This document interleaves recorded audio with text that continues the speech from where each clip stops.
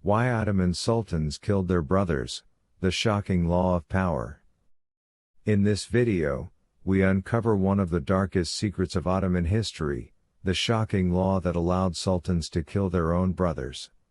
Learn how Sultan Mehmed the Conqueror, Mehmed II, introduced a brutal legal code that forever changed the path to power in the empire.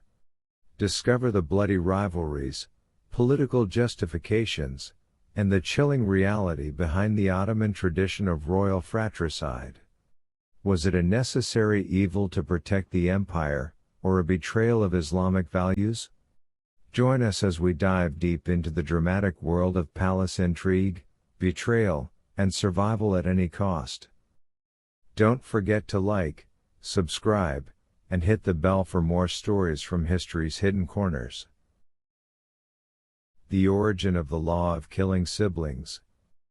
It is permissible for any of my sons, to whom God grants the sultanate, to eliminate his brothers for the sake of state interests, and the majority of scholars agree with this.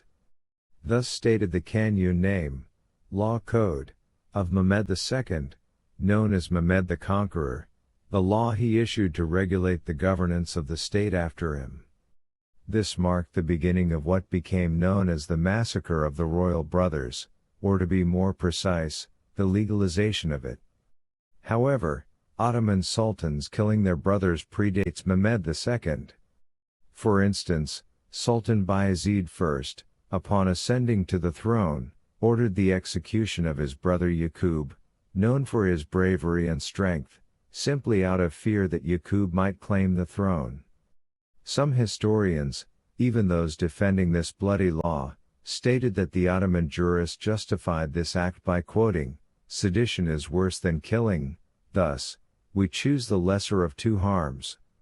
After Bayezid first fell captive to Tamerlane and died in captivity, chaos erupted in the Ottoman state.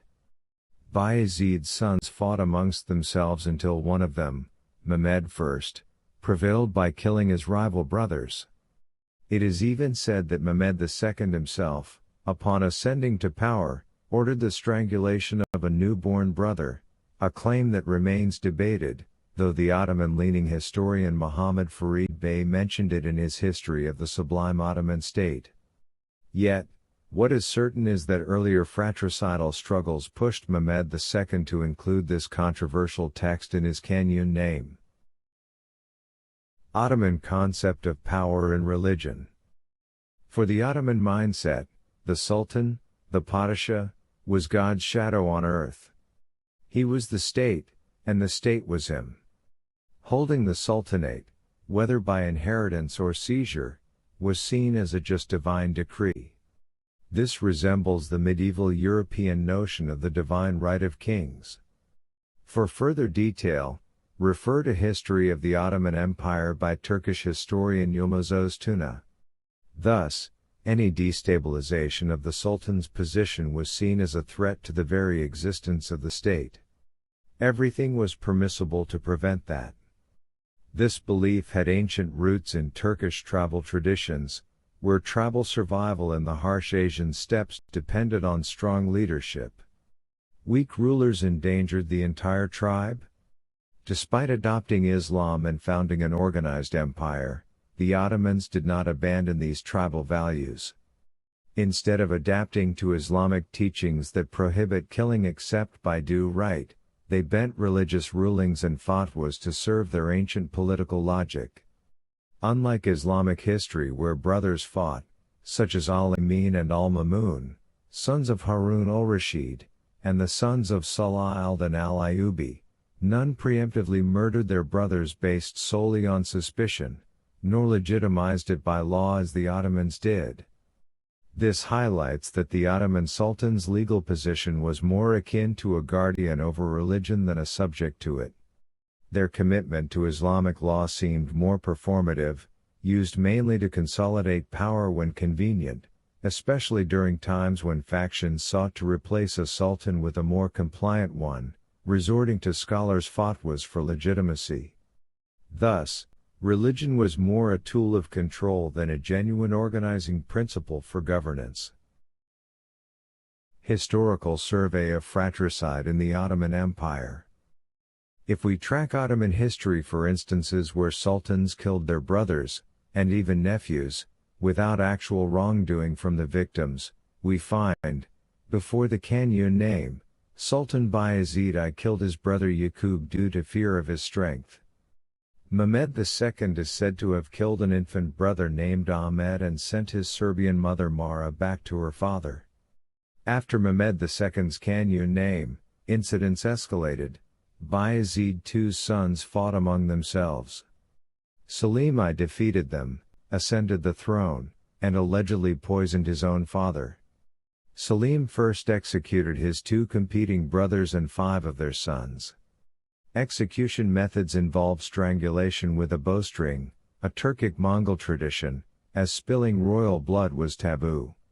Other grim examples include, Suleiman the Magnificent executed 2 sons, Mustafa and Bayezid, based on harem intrigues and suspicion.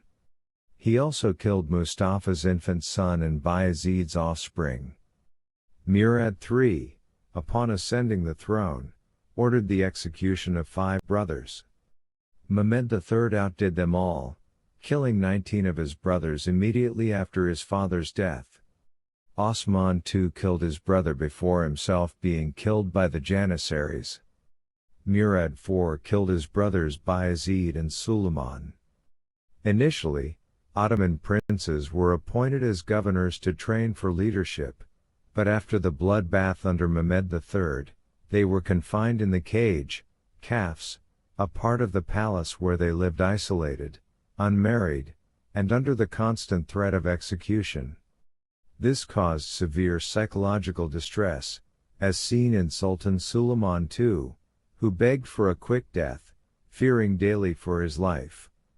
Not until the mid-18th century did the Ottomans abandon automatic succession from father to son, switching instead to the eldest male of the dynasty, finally stabilizing the succession system by the 1876 constitution.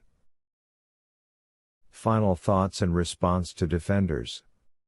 Some have defended Mehmed II, claiming he did not actually issue this law. However, credible sources confirm he did.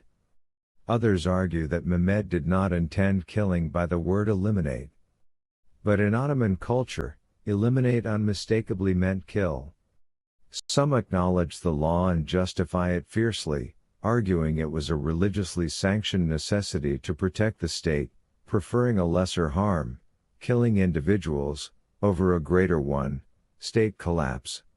However, this contradicts Islamic principles, which prioritize the sanctity of life and require that punishment be based on actual crimes, not potential threats. See Crime and Punishment in Islamic Jurisprudence by Imam Muhammad Abu Zahra.